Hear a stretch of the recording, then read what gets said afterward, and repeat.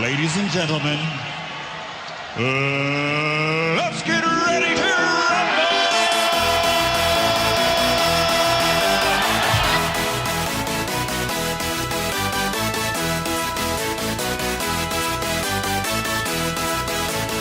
Y'all ready for this?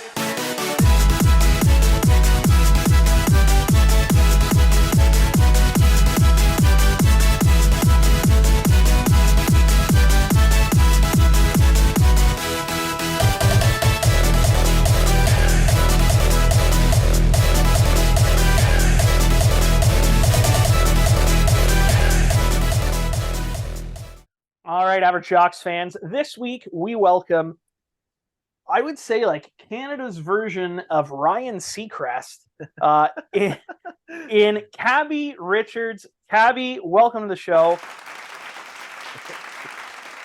We clap for ourselves because it's a celebration. I like it. I like we clap it. for Right, ourselves. Okay. I don't think I've ever had anybody clap for themselves. No, I like that. We'll need to get like a, not like a laugh track, but like an applause audience, track. yeah, like, we can get that, and we can then put up, record in front of a live studio audience. I encourage you to add like an audience applause track to that intro. I can definitely see what I can do with my limited computer skills. I just mastered WordPerfect 2010, so I'm moving up in the world. Big stuff coming our way. PowerPoint's next. Wait, what's WordPerfect? What's that? You've never been on WordPerfect? I think that's a French No. thing, isn't it? No? Isn't it a French thing? What did you type like essays up on when you were in school? Microsoft Word. Is that not? WordPerfect. I think WordPerfect's a French thing, dude. Oh. Yeah. Wow. Oh, Yeah. Wow. wait, you guys wrote in French in high school? Yeah, we went to fully French school. Amazing. My first English school was college. I mean, I went to Oh. college. I don't know if I learned anything. But Yeah. I learned how to drink. Yes. You knew how to do and that before college. That's important. Yeah. And that's not even an elective. That is like one of the mandatory courses. It just is in Yeah. 100%. life experience. Yeah, 100%. Okay, wait. So, you guys spoke French growing up? Yeah. Still do. Yeah. I work for Amazing. I work for a French company, so I just have to speak French every day pretty much. Yeah, same. I'm the only one in my department that speaks French. I wish I held on to it, bro. Right now, like, okay, this is my broken. Comment dit-on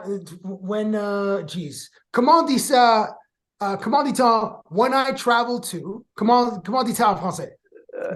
Quand je voyage à. Quand je voyage à Quebec City,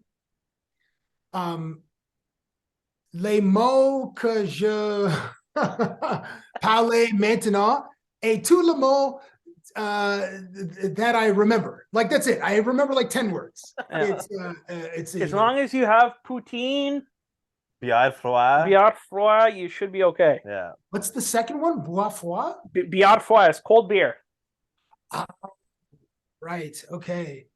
Yeah, I need to hang out with more French people, man, because it's Hey, anytime you're coming through Cornwall, Cornwall, first rounds Ontario. are on Adam, and then Yeah. I'll take the third. Yeah, Cornwall, Ontario. Yeah. How far is that from Kingston? An hour and a half. Depends. How who's far driving. are you guys from Montreal?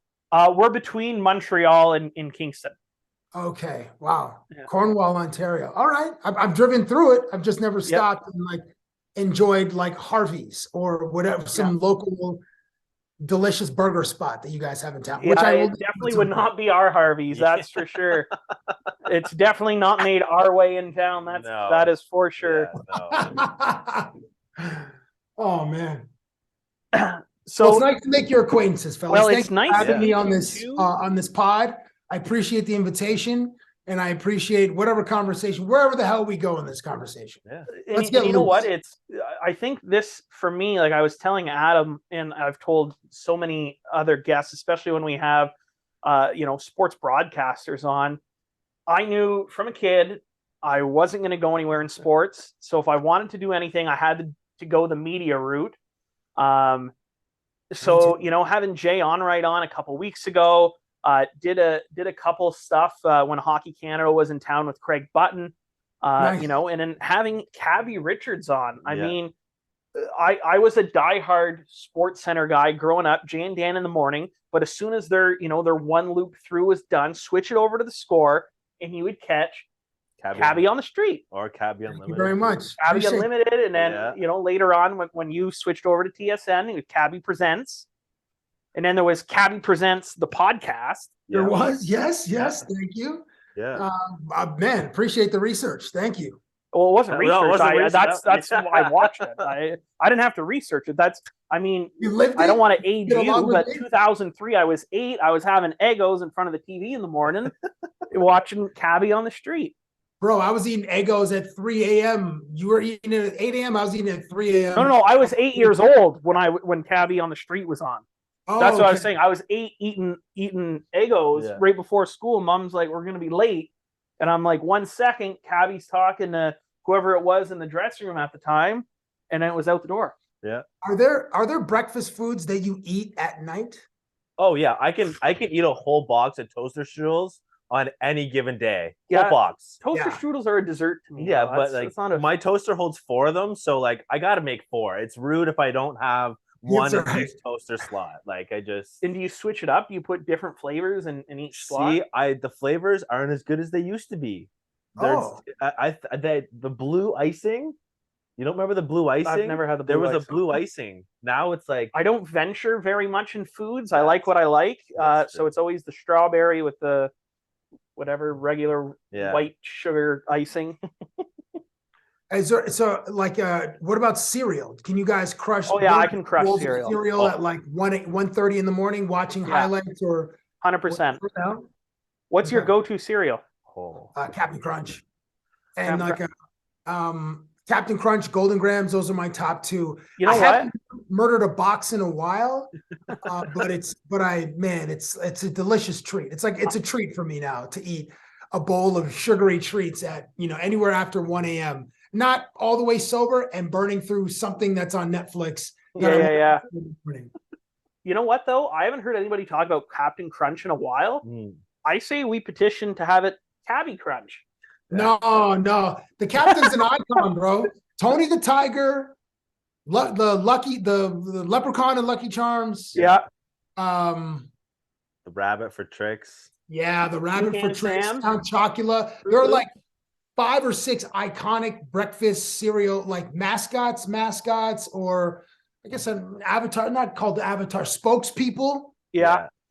and we can't change them. We can't. Like Captain Crunch would have to retire for me to then step into the role and like Captain Crunch, and then like the cereal would just be, instead of like 1 kernel, there'd be like 4 or 5, almost like caramel corn, like chunks, Ooh. clusters. That's what it would be. But I like and that. just destroy the roof of your mouth. Because remember, Oh. Captain Crunch always tears up the roof of your mouth like it's friggin' like rabbits going through But that's okay. There's certain It's worth foods it. they just like, same thing. You get a fresh pizza out of the oven. I know it's gonna rip through a couple layers of skin with the melting Yeah. cheese, Yeah. but I can't control myself. No, I have no self restraint. You I have always permanent want scarring. Yeah. A you always third-degree want the burn. pizza, like when you get it from whatever place, like you always want them to leave it in like a little bit longer to make it nice and hot. But then first bite, you regret it. You'd be like, oh man, I should have just had them leave it in for 20 seconds. So it's just Yeah. a little bit warm so it doesn't just incinerate the top of your mouth or your tongue. You know what? Still Which worth makes it me every think, time for Yeah, me. every time. I don't care. And I mean, cereal wise, I think corn pops is Oh. an underrated cereal. So wonderful. So I was gonna underrated. say the corn pops, Rice Krispies, in the original Special K before they tried to get all fancy with the fruit and shit in it. Wait, Yeah. Rice Krispies, but you would add sugar to it, right? No. No. I would. I You did. think you get a body like this adding sugar to cereals? Okay, so did you add into like maple syrup, like a whole? No, like, nothing. Bro, Nothing. what? I'm just big boned. Just straight Rice Krispies, dude. Just straight Rice That's Krispies. wild. I did the sugar. I crushed 4 bowls, but like Yeah. just No, but straight. there's no sugar in Rice Krispies. Like, Yeah, no, I'm not a fan. I don't like sweets. That's crazy. wow, that is We've been insane. friends That's the, this that's long, the I didn't know strangest that. thing I've heard this week. Wow. Okay. Well, as long as it wasn't like this month or this year, This year. I can handle strangest thing this week. There's a lot, we still have quite a bit of time where there's going to be some strange things you'll probably hear in the next hour. Let's go. So I guess we like to go in chronological order. So we'll start with, I guess, Cabbie on the streets. The only other person I can think of that has ever had a similar interview style to yourself was when Jerry D was interviewing people, and it was kind of like that informal, like, yeah, you're part of the media, but like you're interviewing as a friend almost. Like you get that vibe where like everybody's cool with Jerry D, everybody's cool with Cabbie. Like they're gonna say shit that they probably wouldn't if it was, what's that guy that Tortorella hates in New York? Brooksy. Brooksy. Yeah. Like, Larry Brooks, I think is his name. Yeah, they're talking to you as if they're talking to a friend. And that was the first I can remember of journalism like that. So where did you get like that style? Like, where did you draw that inspiration?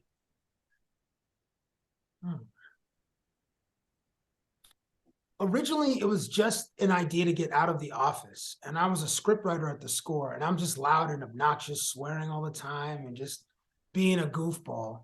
And Lisa Bowes and Steve Coolius were like, yo, you should try a Man on the Street segment. I'm like, And at the time I was trying to be an actor. I was like, I get like a role in a Tim Hortons commercial maybe once a year, and that would pay like 4 or 5 months of my rent. I was a Ryerson kid. My roommate, Randall Thorne, is known as RT Thorne now. We lived in a 1-bedroom apartment at Young and Girard across the street from Ryerson, and rent was like $1,000 in 2000 or whatever it was. Damn. So a Tim Hortons commercial would pay my share of the rent for 5 or 6 months. I felt like I was rich.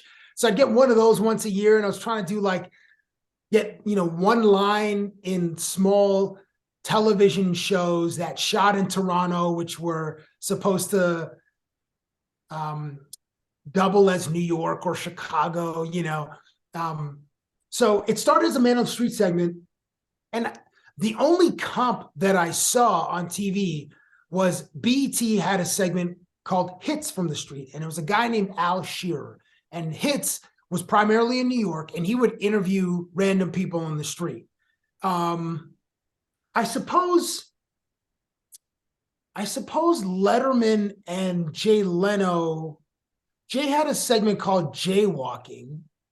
And I think Letterman would send out correspondence. Remember, like the guys owned like a variety store around the corner from his studio? Yeah. He would send those guys. But like, I don't know if that informed me in the back of my mind, but Hits from the Street was more informative. So he would go to around the streets of New York, and he would accost random people. He would make fun of them though. So that was the humor for the audience. And he would like have little side comments or whatever. And then he would go to like historically Black colleges and universities, interviewing people his own age, and then just find like really colorful characters. So I did a similar thing in Toronto, but I always wanted to make fun of myself because I thought it was more endearing. I was like from the Conan O'Brien school of thought, where self-deprecation, I think, is just, it's more endearing for the audience. 100%. And also, I just didn't like have the chops to like, hey, ask somebody for their time for 2 or 3 minutes and then insult them the whole time. Yeah. Like, I feel like I'm not an asshole and I don't want to do that. So it started with just finding random people at various college campuses or busy intersections around Toronto, or areas in Toronto where I would ask them stupid sports questions, stats, mascots, would you want the Olympics in Toronto? Just silly things. And I had like a clipboard. And then eventually I got to interview athletes in 2002. And then Jerry joined the Score in like 2007 or 2008. And our characters were different. Like my character, I wanted to be everybody's friend.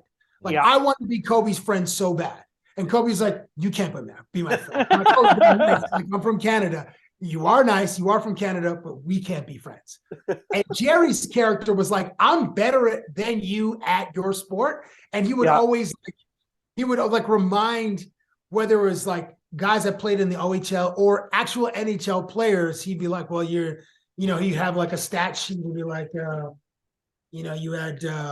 you're like a -3 today. You have 1 shot on goal. You have 6 penalty minutes. And you're at a -3. Like, I could have done that in my sleep or whatever the bit was. And he was he was funny in that way because who had the balls to say that to professional athletes? Yeah. But Gary D, sports reporter, did, and he was always complaining about like the angle, like the camera, like, hey, can you move the camera over here? Or he would like tell the player, like, hey, you're in the shot too much. And then me, I'm like hugging people. Yeah. Derek Jeter, I'm trying to do like handshakes. What else? What stupidness did I used to do? I always used to bury my face into dude's chest just to like break the physical, barrier between reporter and athlete, a barrier that never gets broken. Like you're not allowed to, it's not an unwritten rule. You can't touch athletes, shake their hands, yes, maybe a dap if you know them a little, have a little bit of familiarity, but I was going in for full hugs. I hugged Michael Jordan for like 6 or 7 long seconds, bro. I felt the man's heart on my face. This was in August. I am fat. I was sweating. Also, I'm in the presence of like a god, like a god. So like his energy mixed with my nervousness, mixed with just my body heat, just pressed up against this dude. He was trying to peel me off with his elbow. Like, bro, I don't know you. Why are you just gripping me like this? I'm like, yo, this is a one-time only. Like I only be in the presence of greatness a few times in my life. So what else was some of the dumb stuff? Like I used to play street hockey against random people. Like I would try to find people wearing dress shoes and we would play to one. Wait till the cars, like cars, or in between street cars for like that 30-second gap. And we would do the tap at the beginning. 1, 2, 3, boom, orange ball, a couple of hockey sticks. And my man D, my producer, would be the goalie. He would sometimes, like 50% of the times he would let me in. He's like, he'd always have like an open 5-hole. So I could use like a backhand and 5-hole.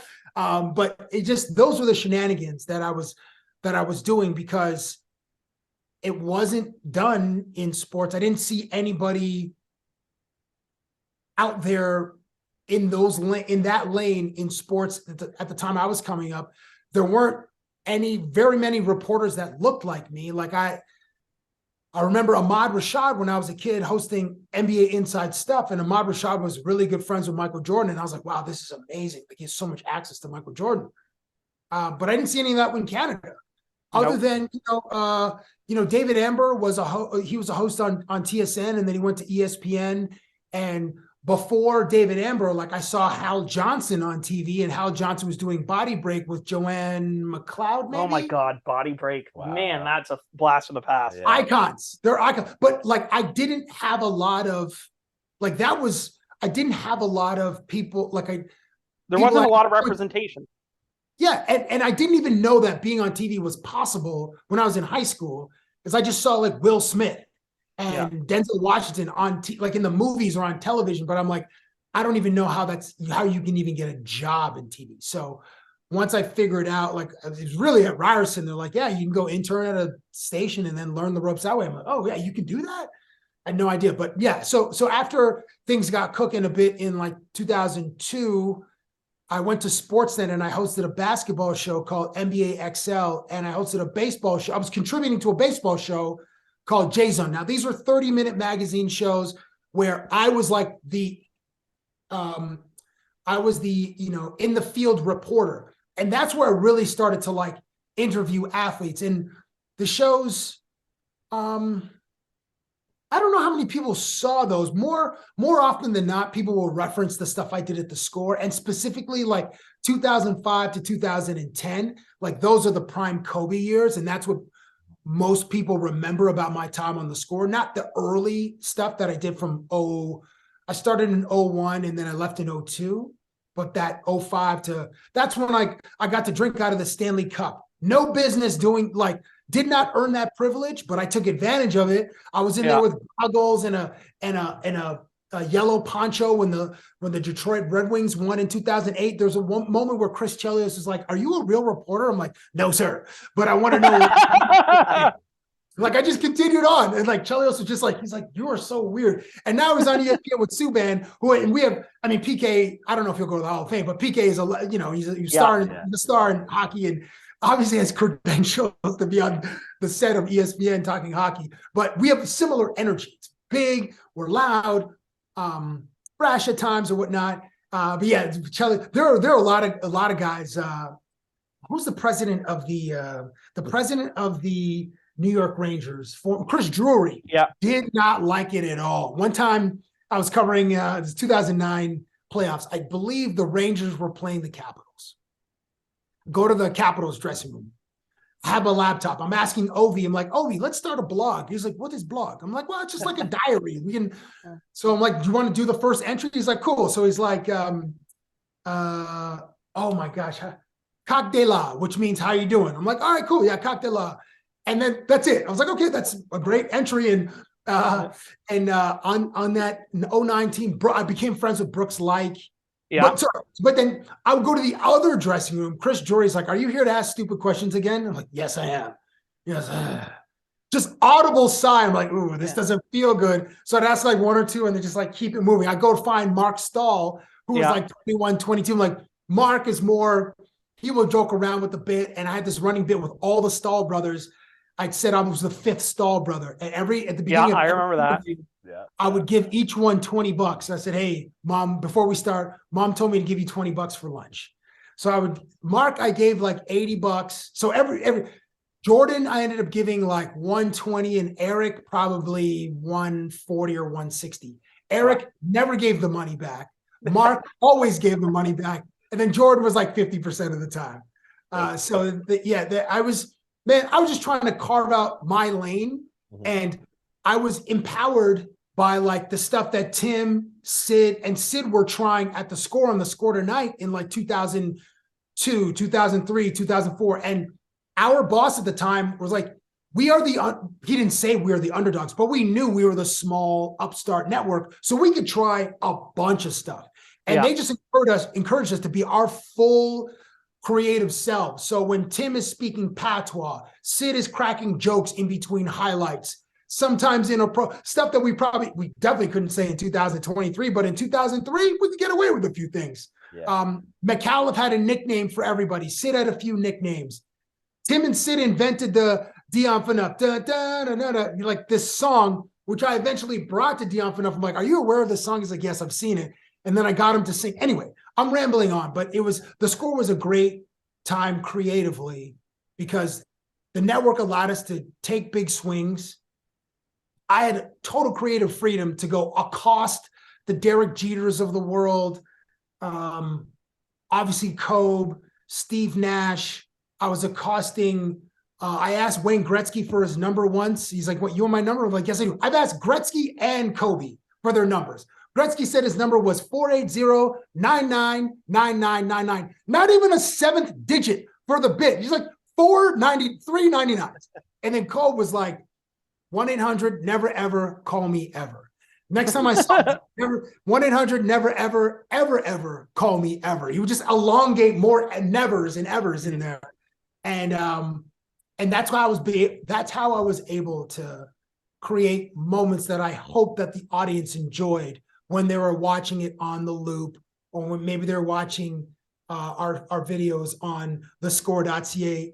Unfortunately, our segments were ahead of the curve, like ahead of YouTube. We were told actually in like 2005, we couldn't put our videos on YouTube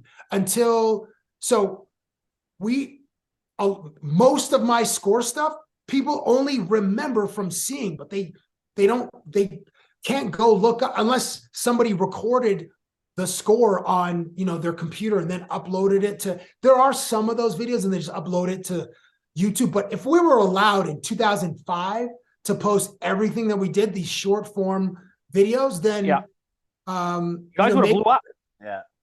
Maybe my career is different, or maybe there are more people doing streeters and doing like these short form content pieces because. But you brought up a great point. Like the Score was ahead of the game, and if you guys had the social media that there is now, like the Score was built for this social media, but it was just ahead of the game because that's what you live for now. Like, and I feel like everybody, like all the athletes give these such serious answers all the time. And you need, like you said, your kind of character, Jerry D's character, Tim and Sid's character, like you need that to kind of make these athletes less robotic and more human. So, I thank you because, other than that, it's the same how'd you feel about tonight? You know, Yeah. you lost 5-0. Yeah, tough game. We'll give it all we got. Team effort, whatever. You know, or you win. How do Yeah. you feel? Yeah. Pretty fucking good. Yeah. So What are you gonna do different next time? Yeah. Well, we're gonna score more goals. You know, next just time. lost the Stanley Cup. Are you upset? Well, I'm not happy. Yeah. But no, we needed guys like you, and you know, for every sense of the word. Again, don't want to age the score, but you guys were pioneering what is now popular and what is mainstream and what people are wanting.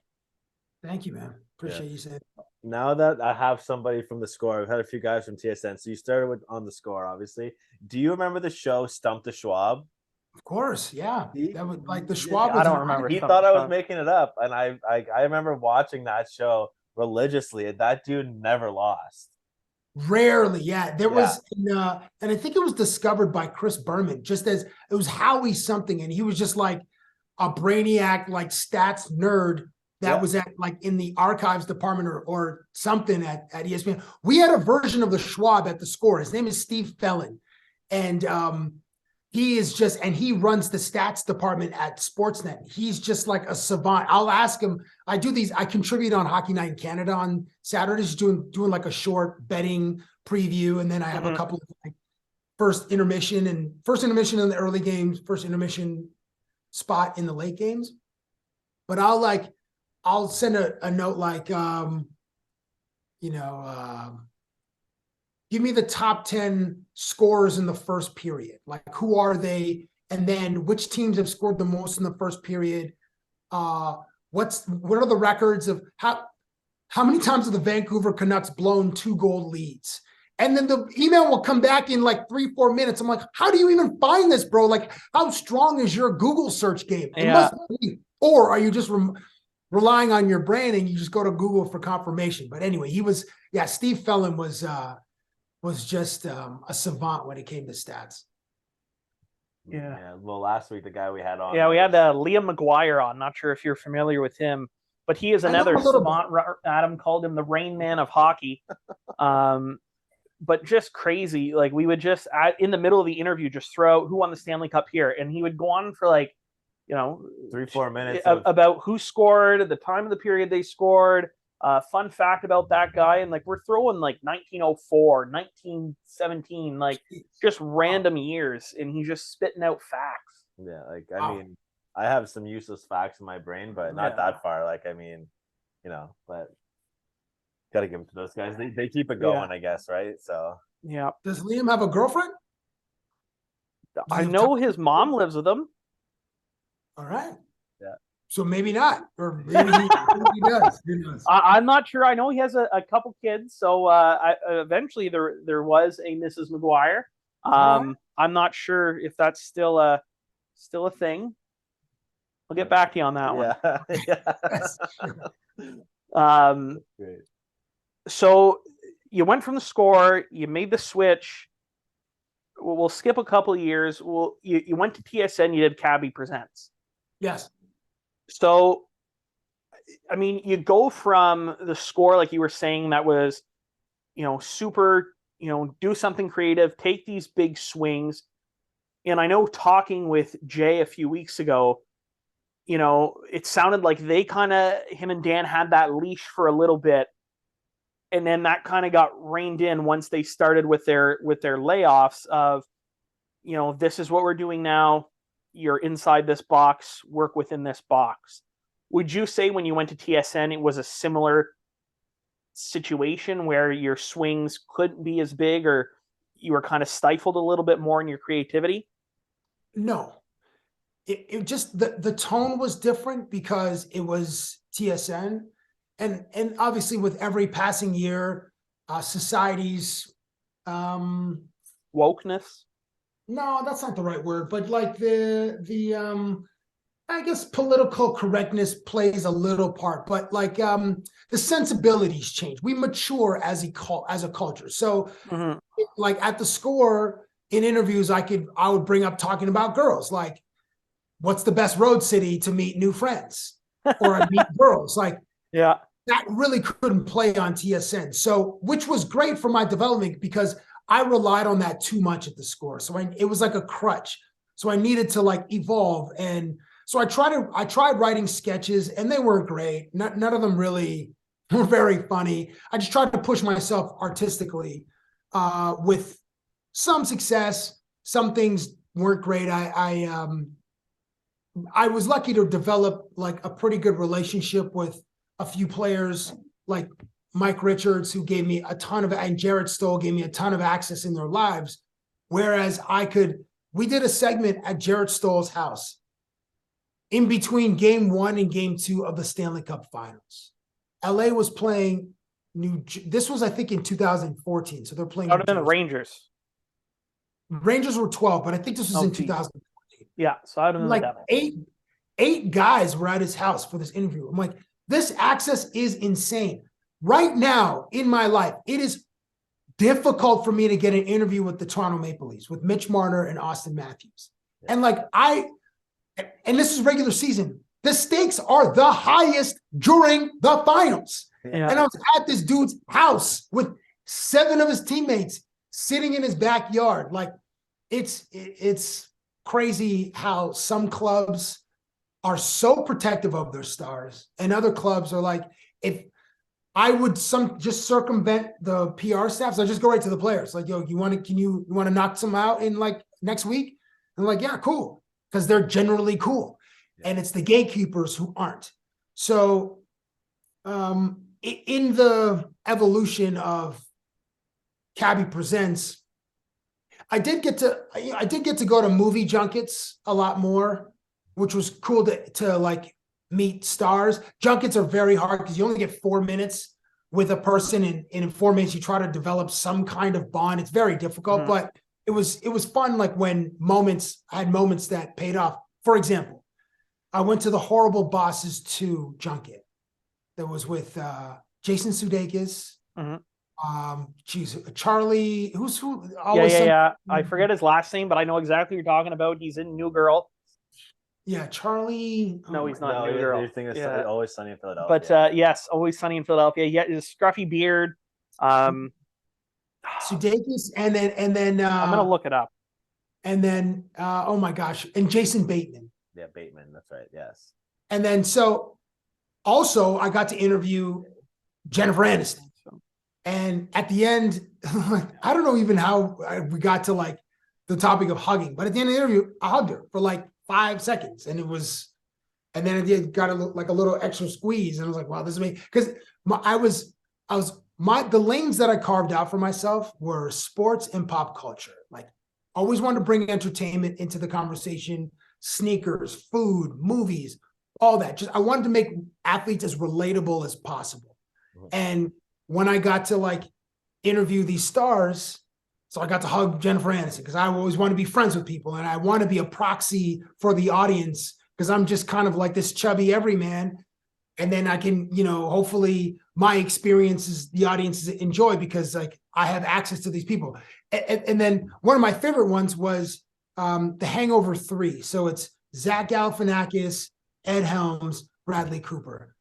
And I snuck in an electronic keyboard. I got in so much trouble. How did you sneak in an electric keyboard? They call you in like, all right, Cabbie Richards from TSN's next. And then you walk in. So I walked in with this keyboard, and because it's like an assembly line, the actors sit in a room and 40 reporters come in every 5 minutes, like another person every 5 minutes. They just keep this thing rolling because it's like an assembly line. So I was just the next person in. So you sit down and the clock starts.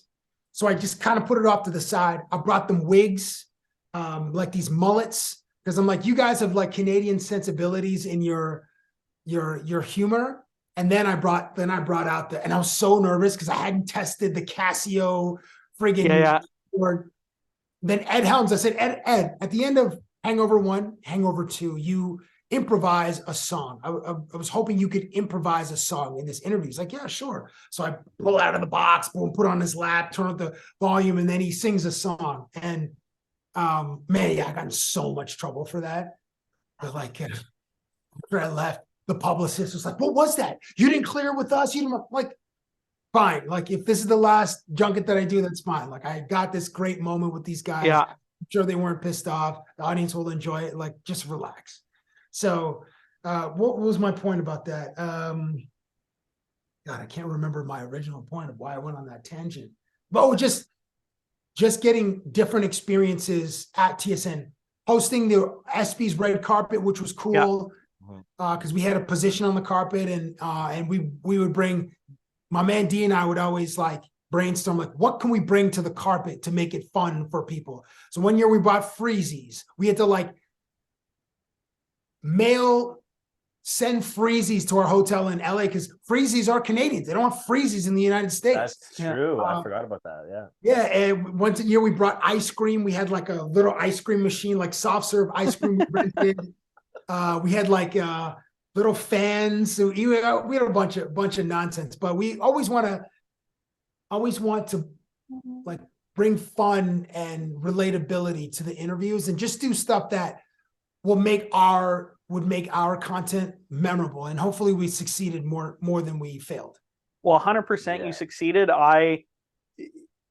You and like I said, the people I mentioned earlier with Jerry D and Tim and Sid, just those guys, like you guys made it feel like I could do that when I grow up. Like I had an opportunity. It wasn't, like you said, of that breaking that wall of, media, average Joe, athlete. Like it was, you made it feel like, again, you're talking to a friend. Like you're like, I'm sitting here talking with Adam is how you made me feel when I watched you talk to an athlete, and we're all like, oh, wow. And it's like, Cabbie's buddies with these guys. Like these guys are human beings. Yeah.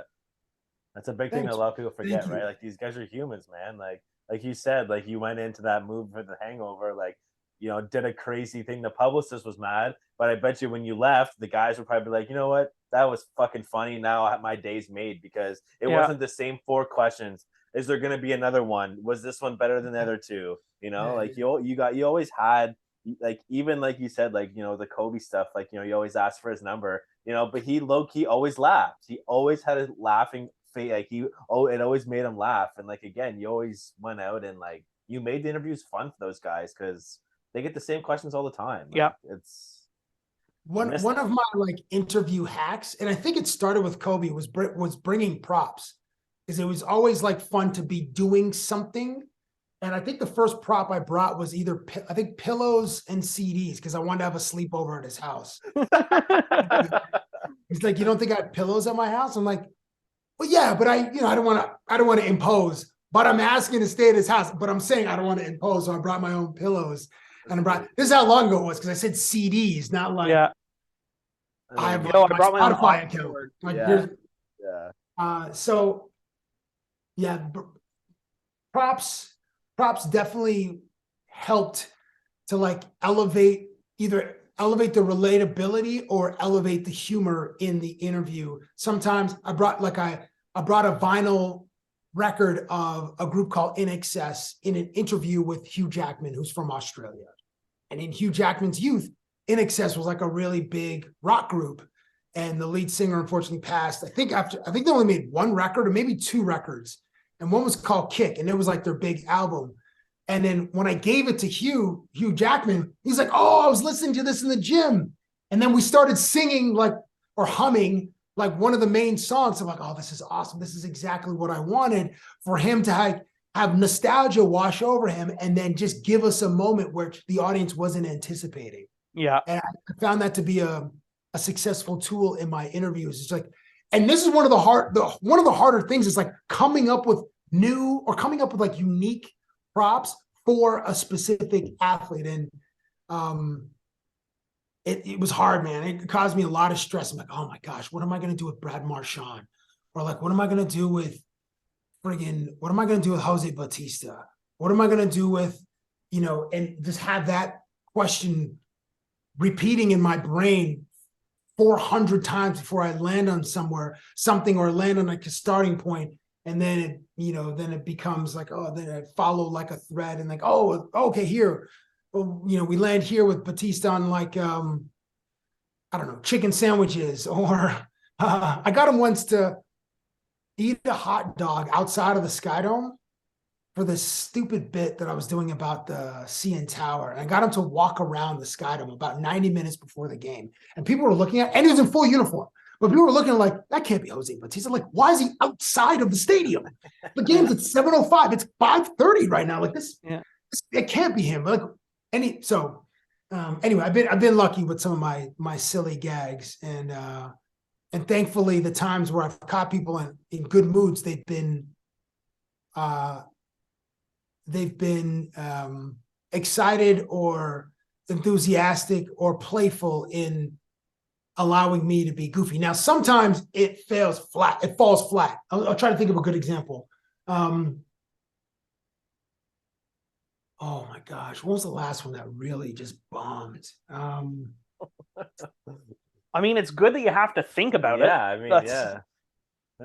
I suppose, yeah. I know I've had some bombs, but like specifically with props, where someone's like, I'm not doing this, man. Shoot. It'll come to me. It'll come to me. By the way, that actor you were thinking of, it's Charlie Day. Charlie Day, yes. Yeah. I asked him about being the big three. I'm like, you guys, like, this is your second movie. You guys are great together, great chemistry. The big three, like in Boston. So like Garnett, Paul Pierce, Ray Allen. And Sudeikis is like, well, I'm Paul Pierce because I went to Kansas. Ray Allen went to Kansas. Or Paul Pierce, sorry, Sudeikis, Sudeikis, Paul Pierce. And then Jason Bateman, who's not a basketball fan, is like, well, I guess I'm Ray Allen because I don't remember what he said. And then Charlie Day, who's the shortest, like, well, I'm Garnett. Like Garnett's like 7 feet tall and I'm 5'4". I'm Garnett. Anyway, it was a fun moment. Yeah. I love that. So I guess your newest venture will, like I said, continuing chronological is the betting. Yes. Which I love. Big fan of FanDuel, and I know you're not necessarily FanDuel, but that was the one. I've only ever done one betting, and one of my buddies from work is like, "Hey, here's a free $100. You sign up." So I clicked on that, played till 100, got me nowhere, and then backed out. But it was fun while it lasted. All right, yeah, that's how it goes. But you have a bet with Kevin Hart, bro. I haven't been able to, like, he's been ducking me ever since he lost the bet. So we bet on the Super Bowl. He took the Philadelphia Eagles versus the field. Silly bet. Obviously, the Kansas City Chiefs won the Super Bowl. It was a great game, super exciting. So I said, yeah, well, the bet was I'm going to send him 7 pounds of manure. Now, I'm in Alberta right now, so I can go get, like, premium cow or horse manure, just drive to a farm. I'm sure I can find it. But I don't know if I can then, like, do I have to, like, vacuum seal it, send it to his production office in LA? Like, will they, like, test it, like, over customs? Like, am I going to get law enforcement show up at my door? Yeah. FBI shows up at your house. Yeah. So I think you should have just took the push-ups. Yeah. Well, no, it was for me. Oh, sorry, you're the push-ups. Yeah. But he had to say Toronto was the superior sports market to Philadelphia. So I got this jersey made for him. Oh, yes. So it's 20. I put 20 on it because Alvin Williams, a former Raptor from Philadelphia, played on the Raptors for, what he played, 6-7 years. And then I got Hart put on the back. But I haven't, so I need to send this to him. I actually would like to give it to him, but I'm not sure when we're going to cross paths or the next time I'm in Los Angeles. Actually, I guess I could be there for the playoffs because the Kings might get the 1 seed. Kings are Golden Knights. But anyway, I need to figure out how to get this to him. And then I want to record the video of him, basically admitting that Toronto is a superior sports town. I want him to renounce his Philadelphia allegiance and then proclaim that Toronto is the city, the team. Toronto is the city that he will ride for moving forward while wearing that jersey. So it hasn't happened yet, obviously, because you just saw the jersey. Yeah. If people are listening to this, then I held up the jersey, the personalized jersey that I made for Kevin Hart, Raptors number 20, and I got like a kid. The size I got was I think I got kids medium. Yeah, I was gonna say it's definitely a youth jersey. Yeah, it's a youth jersey. That's Have you ever seen Kevin Hart in real life? Actually, we have tickets to go see him. Is it in Montreal or Ottawa? Yeah, around my birthday. We got tickets to one of the two. Yeah. It'll be a great show. He coming puts up on in June. a great show. So, but he's a small man. Like if you stand next to him, be like, wow, this is a fully grown human. Human is like 5'4". I know I mentioned 5'4" a couple times in this pod, but he's small. There's a photo of like Shaquille O'Neal wrapping him up in his jacket. Yeah, that's the best. And then actually there was another photo of him and Joel Embiid standing on the sidelines, I think during the Super Bowl. And you're like, those two dudes are part of the same species. Like they're both huge. And one is 7'2" and the other one is 5'4". It's just like, I was awestruck by the video. I'm like, wow, it looks like you can, like one more Kevin Hart can stand on Kevin Hart's shoulders and be about eye level with Joel Embiid. Well, Cabbie, I want to challenge you. What do you mean? Okay, if you've seen my basement, I have about, I don't know, $5,000 worth of Habs memorabilia. I'm a diehard Montreal fan. Are you still on the Toronto grounds? You said you're in Alberta right now. Yeah. Is your allegiance still with the Leafs? You know what? It's never been with the Leafs because in the early 2000s, I was always disappointed in the management who would acquire stars past their prime. Fair enough. From like Owen Nolan, Alex McGillney, Eric Lindros. I got these guys in their mid-30s as free agents. I'm like, this is how you're going to improve the team. This is how you're going to overcome Philadelphia. Or I think Philadelphia was the nemesis in the early 2000s when the Leafs actually won playoff rounds. They beat up on Ottawa. I don't know who they play in the second round, but yeah, Philly a couple times. So I have friends who play on various teams, so I root for my friends. But I'm interested in because I work at Rogers and I work at Sportsnet. There is some because of the way our business is structured around the success of the Toronto Maple Leafs. For this bet, sure, I will rock with the Leafs. And I really love Mitchie, Mo, and Matthews. Really, well, I'm going to give you the advantage then. I will take Cole Caulfield against any one of those Leafs players you pick. But I love Cole Caulfield. I love that dude. I don't even know that dude, but he's electric. Go ahead. I will take Cole Caulfield against any one of the Leafs that you pick, any one of your boys, with Caulfield scoring more goals than them next year. You can take anyone. You can take 60-goal Matthews if you want. I'm not going to take Matthews because that seems unfair. No. I welcome anything you want to do. You pick. I'm giving you the advantage, Cabbie, because you're nice enough to indulge my bet. What are the stakes? Before I say well, it doesn't involve cow manure, we promise. Yeah, no, I'm not interested in the manure because I can get some. My dad's a farmer. His dad is a farmer. If you're looking for cheap cow manure, I'll get to you for free, Cabbie. Yeah, free 99 is my favorite price. Yeah, dynamite. It is. My dad's got lots of it. How often are you in Toronto? Once a month. Once a month. So, how often are you in Toronto? I can work my schedule around you. Okay. If Caulfield has more goals than Austin Matthews, or is Matthews who you're picking? Whoever you pick. Mm-hmm. I will go up to Toronto. I will go get a Leafs tattoo. What? No, bro. No. I wouldn't do that to you, man. No, I'm that confident in Cole Caulfield. Listen, and this is on air, and this will go on to our TikTok. Cabbie, what I would want in return, if I win, Adam and I go up, and I'll even buy the tickets. We want to go to a Jays game with you.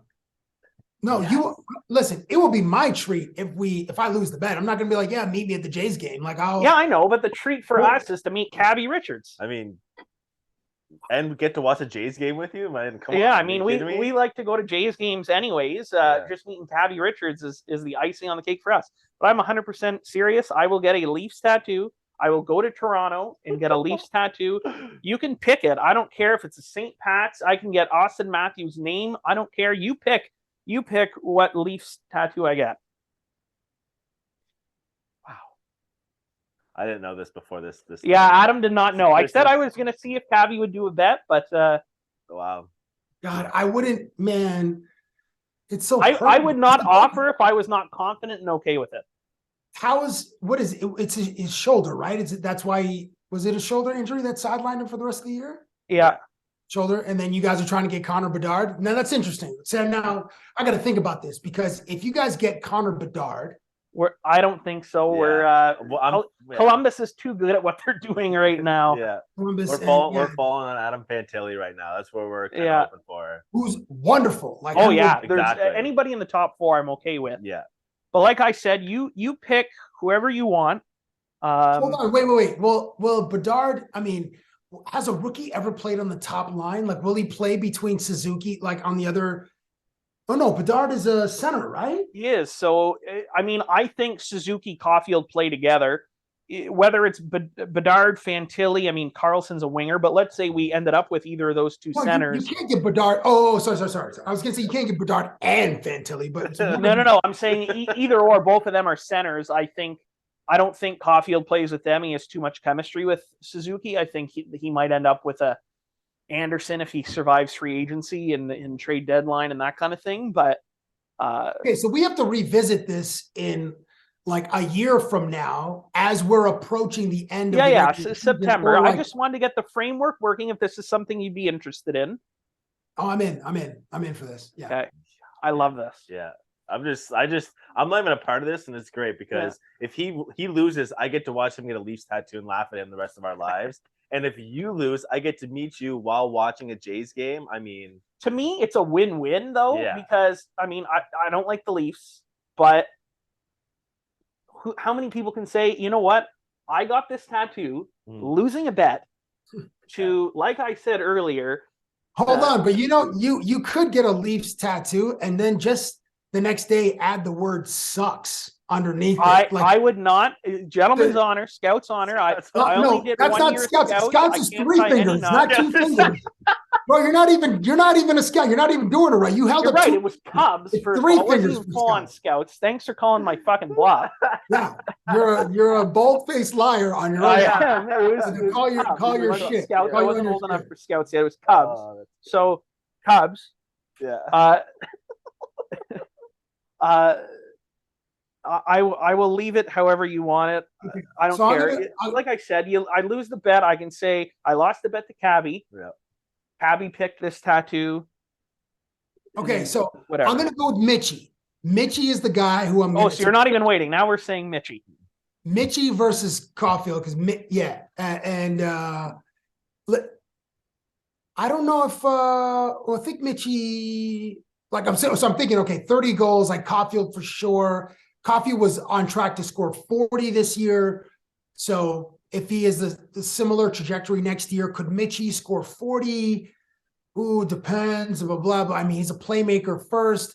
He's got that Connor sensibility, always looking for teammates. But this year he's been, dancing through the zone, holding on a little bit longer, toe drag here, the wrister there. So maybe that continues next year. Who knows? So why didn't you go with Austin?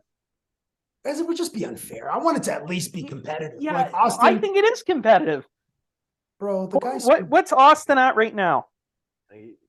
Listen, a healthy season of Austin Matthews is a 6 goal scorer. We saw it. He won the Hart Trophy last year. A season where he's battling injuries, various injuries. He's got somewhere between 64 and 68 points, something like that. And I don't even know if he's over 30 goals yet. Right now he's at 32. Okay, I stand corrected. So at the time of this recording, he's at 32 goals. Yeah. Playing the Islanders tonight, so he may have scored while we're recording this. He does not have any goals. He has 3 shots. Okay. He's pulling up his fantasy. Let's stick with Mitchie. Mitchie versus Goal Caulfield. I think that's a good one though. Because again, Caulfield Caulfield's good. Just so Caulfield has 26 and he's only played about half the year. Yeah. Up to you. Like I said, balls in your court. I'm that confident in Goal Caulfield. I used to bet on Gold Caulfield at home games on Saturday night. Like that was the battery in his back. Bell Center, he would, I mean, I don't know what the stats are, but well, you have a guy for that. I remember winning more than I lost betting on Gold Caulfield at home on Saturdays. And then sometimes on random Thursdays too. Like he was just awesome. He's a beauty. I want to say of the 26 goals, he maybe scored 18 to 20 on home ice. So even though I'm in a bet with you, I will still apply that same strategy next year until he proves me wrong. And if it's like, he's scoring mostly on the road, then I'll have to reverse course. But I know that he's going to be awesome. And I love his swag. I love his energy. I do watch the Montreal Canadiens team channel on YouTube. And unfortunately, some of the guys don't have like great personalities, but every team is trying to get into this short form, or not trying to. They do it, and the stuff they do on social is awesome. And that's the kind of content that you paved the way for that. Yeah. Well, I was one of the give early yourself adopters. some credit. Yeah. You One of the paved early the way. adopters. No, did not pave the way. Did not pave the way. There's guys that the guys they're big Habs fans, Habs fan TV. Yeah, they're good. And they sit outside the Bell Center, and sometimes they wait for the players to come out, and sometimes like Guillaume Latendresse is there with Max Lapierre, and like they're absolutely hilarious. There's one of the guys, he's only like 16 or 17, and they've been following the Habs, like they followed them all the way out to the West Coast. And they would wear the opposite team's jersey to get on the Jumbotron. And then Mike Pizzetta started to notice it. So then the kid would go interview him. He's like, I'm not going to take an interview with you. And like Pizzetta's got a big smile on his face laughing. But like stuff like that, I love that. That makes me laugh. That's very cool. I need to tap in with that and watch some of those videos. And you can practice your French at the same time. Yeah. Oh, because it's only in French. Well, they do both, but it's mostly French or people that speak French that are trying to speak English. Okay, sorry, I thought it was the opposite. People speak English trying to speak French. Yeah, no, it's mostly French. Terribly. Yeah, but no, you would pick up a few. And you know what? The bonus is, regardless, we'll come up to Toronto. We can give you a crash course. Yeah. Okay. Yeah. Okay. Well, let's revisit this bet in like a year from now, because we might know what the result is. Like if someone's got like a 10-goal lead with 10 games left, that person winning, because only McJesus can score, or like Ovi at a certain point of his career can rip off 8 to 10 goals in like 8 to 10 games. So yeah. Well, that is perfect. I mean, I'm excited. I'm excited. I mean, either way, I'm okay with the outcome. All right. I'm just glad to say, just a notch on my amateur broadcasting career belt.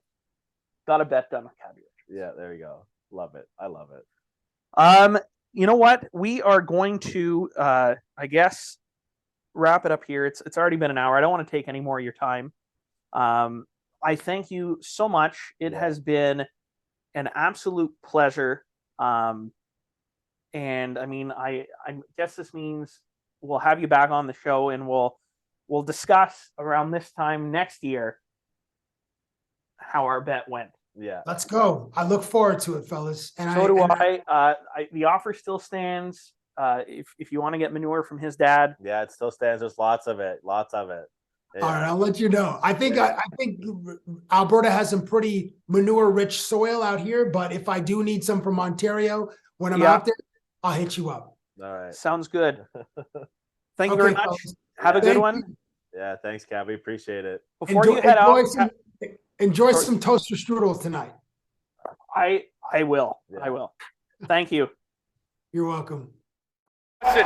Both guys, 5 minutes each for fighting. I mean, I know last time, whenever we had Paul on, he was talking about kind of these staged brawls at times where you guys would discuss in the dressing room before one happens, like, hey, we're going to start something and warm up here. How did you feel about your role in that kind of stuff, Pat? Like, did you embrace that? Did you know I'm here to fight? And I knew I wasn't a talented guy. I was more of a team player. I knew what my role was, and the only way I can stand on a team is by doing what I do. So I knew that it was going to happen and whatnot. It did happen. Stage brawl. We had a meeting once, only players, and we each had a guy that in the warm up we were going to fuck up.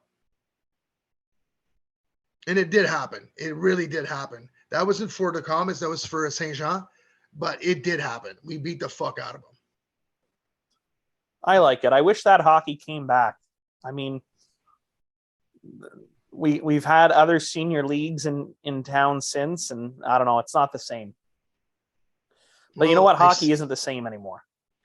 We went to this, was it 10-year anniversary, I think, in Cornwall, and it was the Nationals. Is that what it was?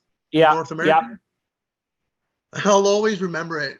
The captain, whatever his name was, we had brought the cup, and we do the face-off thing, and he grabs the puck and he looks at all of us. It was Rabbi, myself, Paul.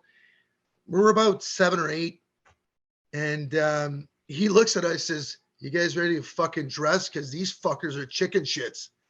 And he drops the puck on the ice. I fucking laughed my head off. But right then and now, I knew that Cornwall needs to have a tough team. That's what it is. I mean, the only team I think that would compare would be the Warriors, Corey, when you guys were playing in the FHL. But that's only because you had yourself, Paul, David Plouffe, Duras, Rabbi. They took enough of the Comets guys and made that team. Yeah, but then after they win, the Federal League started to put in all kinds of rules and basically put the handcuffs on the Warriors, because they knew if we weren't going to beat you on the scoreboard, the next game you came back, you were going to be beaten, bruised. You weren't going to be able to. So the Federal League put in more rules, and that's what's happened to hockey. They don't want to see that. They don't want to. I don't know. It's not. It doesn't get policed by the players anymore. That's the bottom line. Yeah, I mean, when you could name a handful of guys from back in the day that you knew once they stepped out on the ice, nothing was gonna, you weren't messing with those guys, And for me, that comes to mind, your Larocques, your Scott Stevens, Daneko. There's a handful of guys that you didn't mess with, and I feel like that was the kind of the rep that Cornwall had, was you're not going to come into our barn and take advantage of any of us or push us around. No, and you know what? Pat can attest to this, but the one thing about the Cornwall Comets, we weren't a home team. There were teams probably in the North American League more because there were more teams, but if we went to Saguenay, if we went to Jonquière, if we went to Saint Jean, people were getting their money's worth. Mm-hmm. Oh, fuck yeah. It didn't matter if we were at home. It didn't matter if we were on the road. They were getting their money's worth. We were going to put on a show wherever we went. Fuck, I missed that. Oh my God. Because there were teams that, hey, don't go into Cornwall and think you're going to push them around. So it was no showtime. Let's play hockey. Let's just play hockey tonight. Well, you come into Cornwall, you had no choice. No, fuck no. No, not at all.